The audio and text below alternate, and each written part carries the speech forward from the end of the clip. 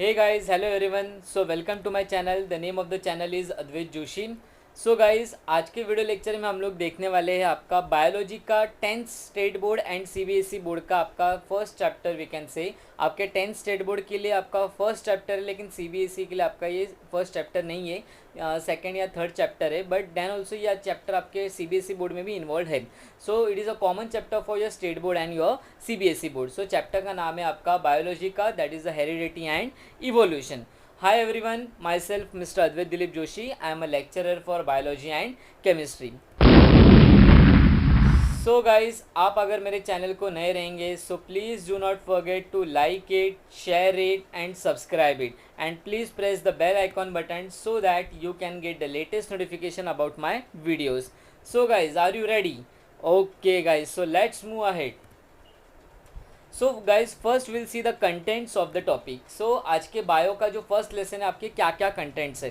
Okay, सो क्या रहता है heredity, what is heredity, what is heredity material, आपका हेरिडिटी मटेरियल क्या है, डिफरेंस किसके बीच में, आपका difference between your DNA and RNA, आपके डीएनए एंड आरएनए में क्या फ़र्क है, व्हाट इज़ इवोल्यूशन, इवोल्यूशन मतलब क्या है, what is evolution, then heredity and hereditary changes क्या क्या होते हैं, then types of RNA. I think आपने DNA RNA types of RNA सब आपने 9th स्टैंडर्ड में हेरिडिटी एंड इवोल्यूशन पढ़ा था. Heredity and variation I think chapter था आपको 9th स्टैंडर्ड में स्टेट बोर्ड में. तो वहाँ पे आई थिंक आपने आरएनए या डीएनए क्या होता है, उसके डिस्टिंग्विश क्या होते हैं, क्या क्या मेन पॉइंट्स से किन चीज़ों से बने हम लोगों ने पढ़ा था. लेकिन तो भी एक बार हम लोग फिर से रिवाइज कर लेंगे एंड आपका मेन चैप्टर की तरफ भी हम लोग जाने वाले हैं. सो बाद में हम लोग को देखना टाइप्स ऑफ आरएनए आपके, then what are the process called as the transcription, translation and translocation. Okay guys, so these are the contents for your today's video lecture. Okay guys, so let's move ahead. So heredity, क्या बताया heredity? So I will just take a laser for you. Okay, so heredity, what is heredity? It is defined as the transfer of biological characters. क्या बताया यहाँ पे, transfer of biological characters, मतलब क्या biological characters आपके एक generation से हमेशा दूसरे जनरेशन की तरफ जाता है, किसके मदद से, वाया जीन्स. सो क्या दिया, वाया जीन्स की मदद से, मतलब क्या, from parents to offspring. So that particular thing is called as a heredity. Okay, so it is defined as a transfer of biological, एक सिंपल डेफिनेशन है, it is defined as a transfer of biological characters from one generation to another with the help of genes called as a heredity. That is, it is transferring from the parents, that is from one generation to another generation, that is your offspring.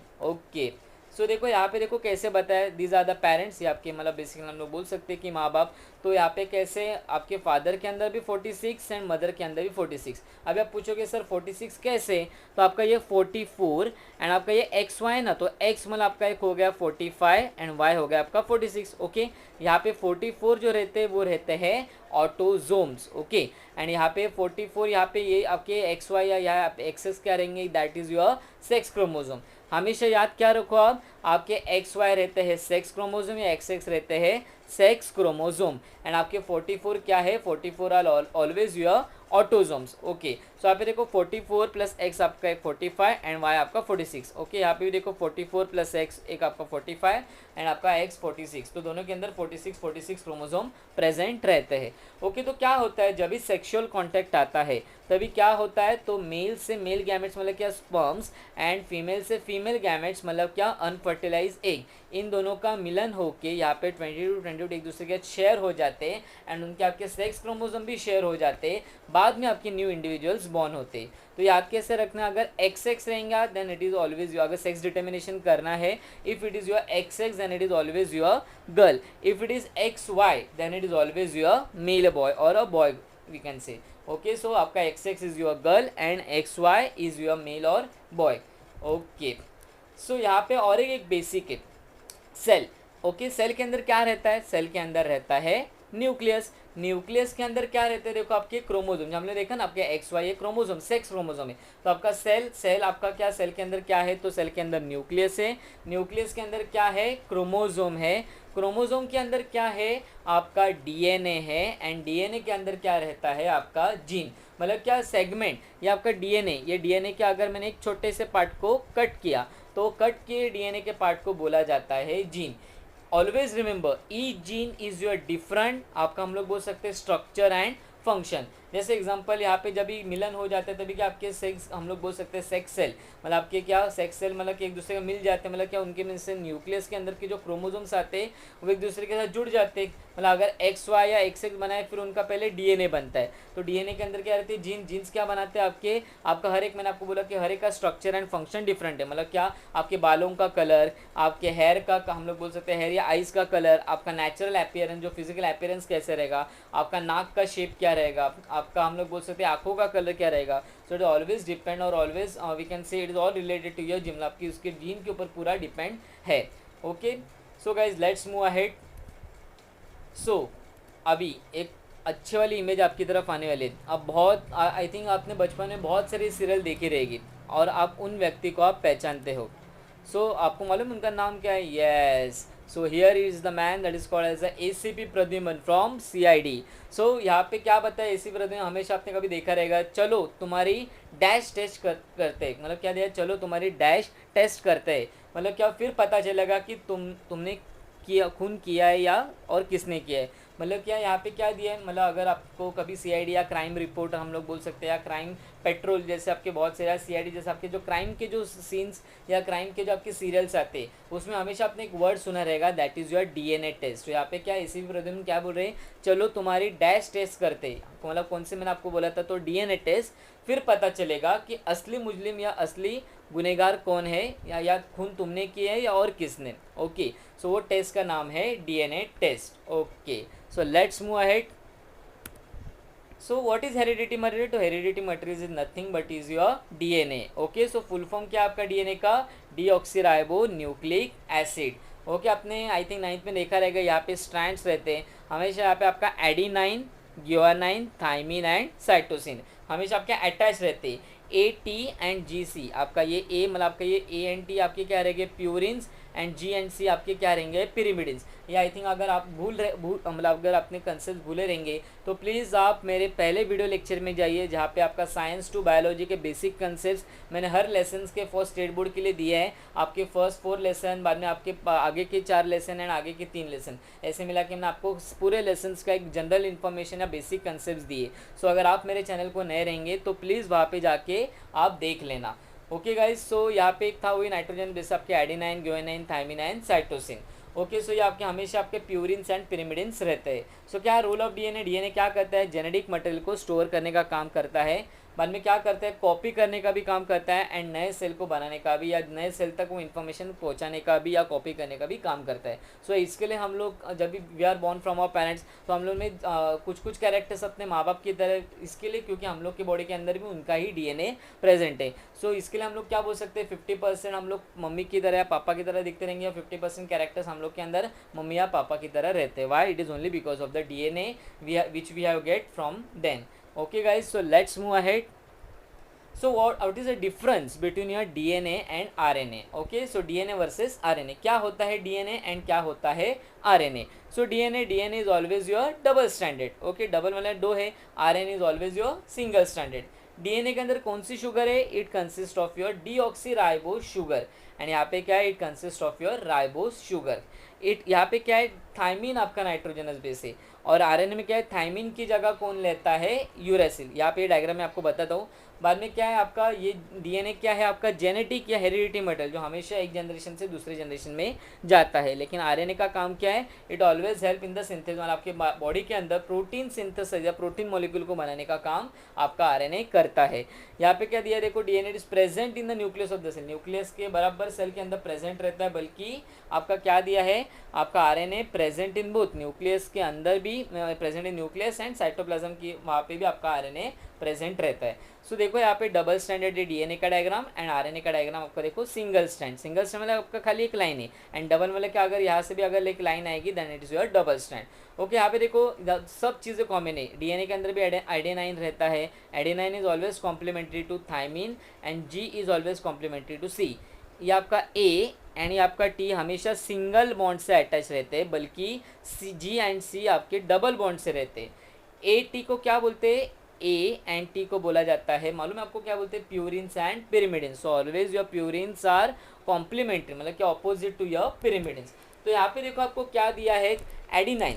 देखो यहाँ पे DNA में आपका adenine है, आपका RNA में भी adenine present है, आपका डीएनए में ग्वानिन प्रेजेंट है, इसके अंदर भी आपका ग्वानिन प्रेजेंट है, डीएनए के अंदर भी साइटोसिन एंड साइटोसिन। खाली आपका थायमिन जो था डीएनए में, उसकी जगह आरएनए में कौन ले रहा था, इट इज टेकिन और it is replace by your component called as a uracil. तो यहाँ पे कैसे जुड़ेगा, A is complementary to uracil and guanine is complementary to cytosine. यहाँ पे क्या रहेगा, adenine is in the case of DNA that is adenine is complementary to your thymine and guanine is complementary to your cytosine.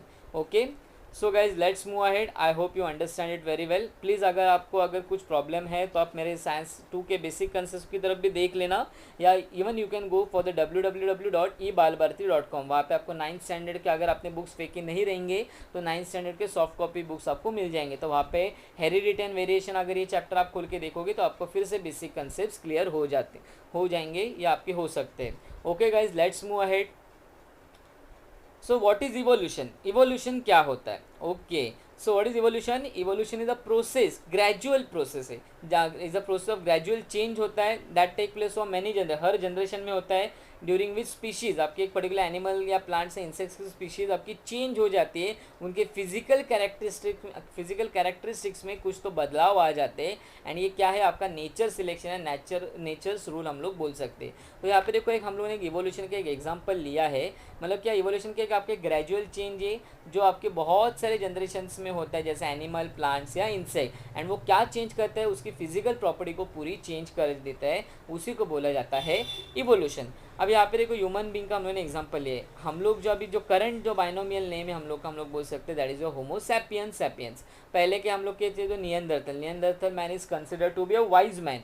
Y? Because उसी ज़माने में आपके fire का invention, या हम लोग बोल सकते हैं व्हील का इन्वेंशन, या बहुत सारे आर्ट की जो आपकी जो क्वालिटीज़ थी वो आपके नियंदरथल मैन में दिखाई दी थी। उसके पहले था आपका इरेक्टस, होमो इरेक्टस से कुछ चेंजेस है, बाद में होमो हैबिलिस ऑलमोस्ट थोड़ा बंदर या गोरिल्ला की तरह दिख रहे हैं, it is totally looking similar like your monkey, that is your Australopithecus, that is hominid, इसे कहा जाता है। तो ऐसे हम लोग के अंदर बदलाव आ चुके हैं। यही लेसन में एक पार्ट भी आपका वेस्टिजियल ऑर्गन्स क्या रहते हैं वो भी हम लोग को देखना है।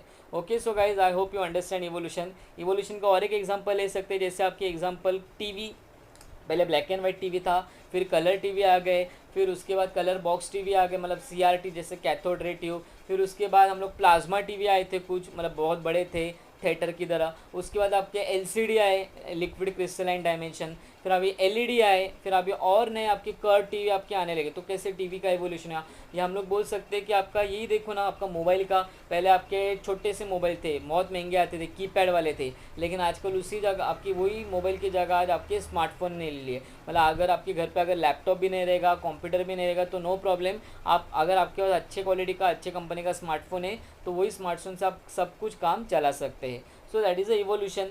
सो आपको और एक एग्जांपल हम लोग बोल सकते हैं इवोल्यूशन में, आपकी नई जनरेशन, जैसे we can say our generation या आपकी जो आने वाली जनरेशन है, they are called as a multitasker.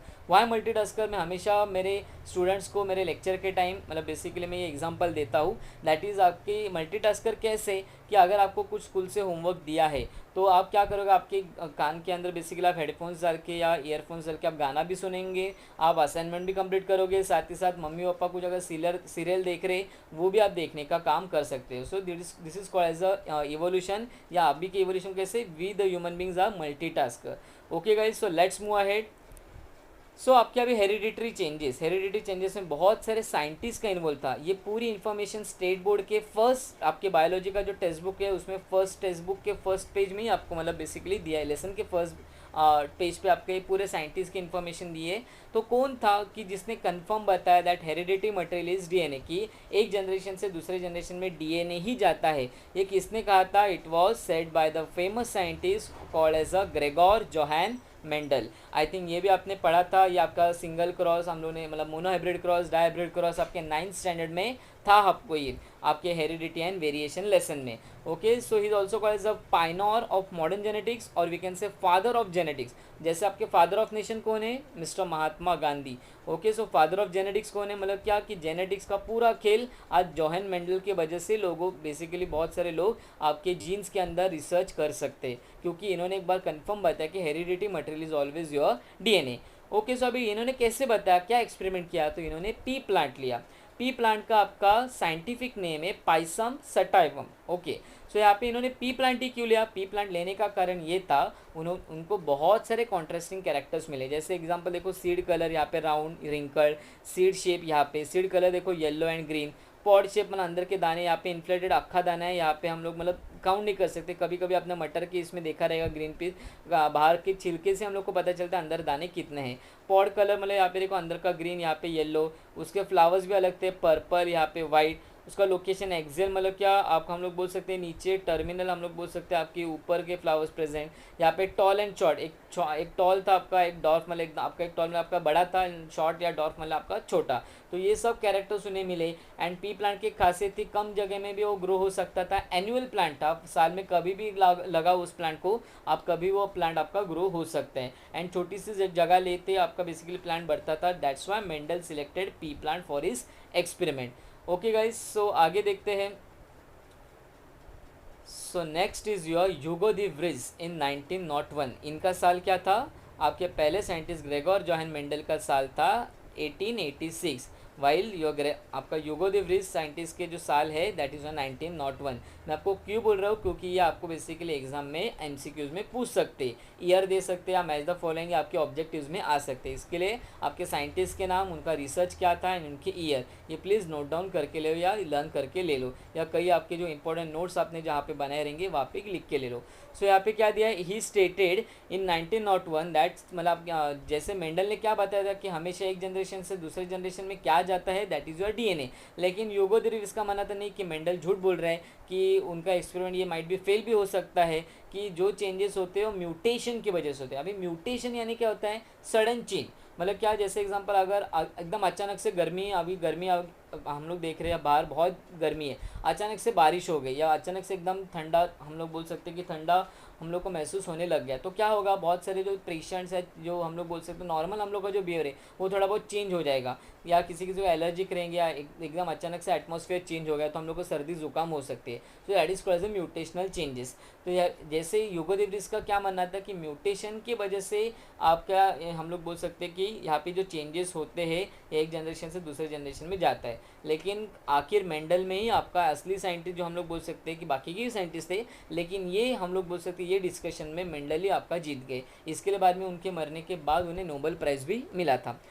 सो आपका आगे का है वॉल्टर एंड सुटन। ओके, इनका ईयर है 1902। सो 1902 ने क्या बताया? Walter Sutton observe pair of chromosome. इन्होंने क्या देखा? ग्रासहोफर के अंदर पेयर, जोड़ी में देखा क्रोमोसोम्स को। ओके, ये होने के बाद वॉल्टर सुटन, बाद में आपके ट्रियो साइंटिस्ट 1944 में आपकी 3 जोड़ी थी या त्रिकुट जिसे बोलते हैं, ऑसवर्ल्ड एवरी, आपका McLean McCarthy and Colin McLeod. इन्होंने क्या बताया? दे प्रूव्ड दैट अगर वायरस को छोड़ के, जैसे माइक्रो ऑर्गेनिज्म के आपके 4 टाइप है, बैक्टीरिया, फंगस, अलगे एंड वायरसेस।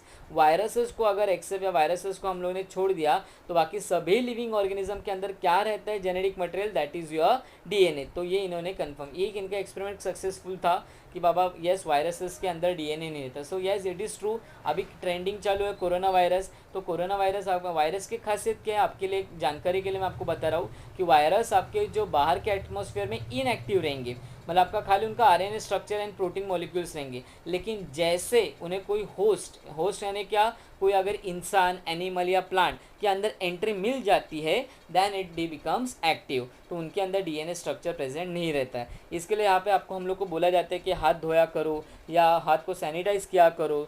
तो इसके लिए आपका उनका रीज़न यही है कि बेसिकली अगर हम लोगों ने आरएनए उनके प्रोटीन स्ट्रक्चर को ही मार दिया वायरस को, तो बेसिकली वो हम लोग के बॉडी के अंदर नहीं आ जा सकते and they do not become active. Okay, so ये बताया था उनका। तो ये रिसर्च भी एक बहुत सारे फ़ायदेमंद था। सो आगे देखते हैं आपके 1961 the scientist called the French geneticist आपके François Jacob and Jacques Monod. तो this is the scientist called the François Jacob and this was the scientist called the Jacques Monod. इन्होंने क्या बताया? इन्होंने ये बताया कि आपका बेसिकली बैक्टीरियल सेल के अंदर इन्हें क्या मिला? न्यूक्लियोइड या डीएनए का स्ट्रक्चर इन्हें बैक्टीरियल सेल के अंदर मिला था। So it was also very good research we can say, and उनका भी रिसर्च बहुत सारे फायदेमंद हो गया जो आगे रिसर्च में काम आ गए। आगे है आपका types of RNA. I hope ये आपने पढ़ा रहेगा आपकी लोअर स्टैंडर्ड्स में। RNA that is your ribonucleic acid. उसके अंदर आपके 3 प्रकार के आरएनए रहते हैं, that is your mRNA, that is called as a messenger RNA, m मतलब rRNA मतलब क्या बोलते हैं राइबोसोमल आरएनए, एंड tRNA मतलब क्या ट्रांसफर आरएनए। ओके, सो ये आपके डायग्राम भी इंपॉर्टेंट है एंड उनके नाम, सो प्लीज़ नोट डाउन करके ले लो, इसका स्क्रीनशॉट निकाल के ले लो। So central dogma of life, what is the central dogma of life? Okay, so यहाँ पे क्या दिया है, डीएनए आपका, जब भी डीएनए का कन्वर्जन आरएनए में होता है then it is called as a transcription. जब ये आरएनए का कन्वर्जन आपका प्रोटीन मॉलिक्यूल में होता है then it is called as a translocation. तो ये स्टेप्स हम लोग अगले लेक्चर में हम लोग देखने वाले, मैं आपको पूरा अच्छे से डिटेल में बताने वाला हूँ। उसके साथ हम लोग एक वीडियो भी देखेंगे कि आपका ट्रांसक्रिप्शन, ट्रांसलेशन एंड ट्रांसलोकेशन कैसे टेक प्लेस होता है। ओके, तो यहाँ पर देखो डीएनए का आपके जो डबल स्टैंड, ये आपके सिंगल स्टैंड हो गए, वहाँ से आपका एक एमआरएनए बाहर आ गया, मतलब क्या डीएनए टू आरएनए कन्वर्जन हो गया, that is called as a transcription. ये एमआरएनए आके कहाँ पे लगा है, ये एमआरएनए आपके आपके आरएनए राइबोसोमल आरएनए के आपके आपको हम लोग बोल सकते हैं राइबोसोमल आरएनए के ऊपर आके लग गया, चिपक गया। ओके, सो आपका DNA to RNA is called transcription. RNA to protein अभी बनाने का प्रोसेस को बोला जाता है ट्रांसलेशन। तो अब ये पहले सीक्वेंस को पढ़ लेता है, आपका AUC क्या जोड़ी रहेगी बराबर, उसके ऑपोजिट सीक्वेंस को लाने का काम कौन करता है, दैट इज ट्रांसफर एंड उसको ऑपोजिट सीक्वेंस लाने का काम करता है, that is called as translocation. मतलब यहाँ पे ट्रांसलेशन इसे बोला जाता है, ऑपोजिट सीक्वेंस लाते हैं। एंड जब भी एक एक आपका एक प्रोटीन मॉलिक्यूल यहाँ पे बनता है, मतलब आपका इनिशिएट होता है, बड़ा होता है, बनते जाता है, इलोंगेट मतलब बड़ा होता है, एंड टर्मिनेट आपका बाहर रहता है, that process called as a translocation. तो ये सब हम लोग अच्छे से आपके नेक्स्ट वीडियो लेक्चर में देखने वाले हैं, so please do not forget to watch it. So these are your assignment question. I hope guys आपको अच्छे से समझा रहेगा व्हाट इज़ हेरिडिटी, हम लोगों ने बहुत अच्छे से लिया, हेरिडिटी मटेरियल क्या है, बाद में आपका डिफरेंस क्या था डीएनए आरएनए, आपके बेसिक थे थोड़े डीएनए आरएनए में, क्योंकि अगर ये आपको समझा तो आपको ये पूरा लेसन बहुत इंटरेस्टिंग और अच्छे से आपको समझ सकता है। बाद में डिफरेंस बिटवीन डीएनए आरएनए देखा, इवोल्यूशन क्या होता है, हेरिडिटी या हेरिडिटी चेंजेस में आपके बहुत सारे साइंटिस्ट का कॉन्ट्रीब्यूशन था वो देखा, टाइप्स ऑफ आरएनए देखा क्या है, and what is the transcription, translation and translocation. So what is the transcription, DNA to RNA is called transcription, RNA to protein is called translation. And जब एक एक प्रोटीन मॉलिक्यूल बनते जाता है that is initiate होता है, elongate होता है एंड टर्मिनेट होता है, then it is called as a translocation. So I hope guys you like this lecture and you love this lecture. So guys, thank you.